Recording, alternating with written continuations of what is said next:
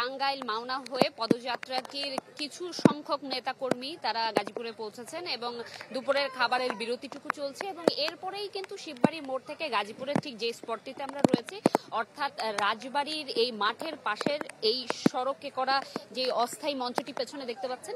এখানেই মূলত তাদের আজকের দিনের যেই শেষ পদযাত্রা পরবর্তী পথসভা সেটি অনুষ্ঠিত হবে এবং পদযাত্রাটি মূলত শিববাড়ি মোড় থেকে এসে এখানে বিভিন্ন জায়গায় বিভিন্ন স্পটে যারা রয়েছেন সাধারণ মানুষ, যারা সমর্থক রয়েছেন কিংবা যাদের আগ্রহ রয়েছে এই নেতাকর্মীদেরকে দেখবার, জানবার কিংবা তাদের কথা জানাবার, তাদের সাথে আসলে মতবিনিময়টুকু এই যাত্রাপথেই হবে এবং এই যেই পদযাত্রা এর মধ্য দিয়ে বিচার সংস্কার এবং সাংবিধানিক যেই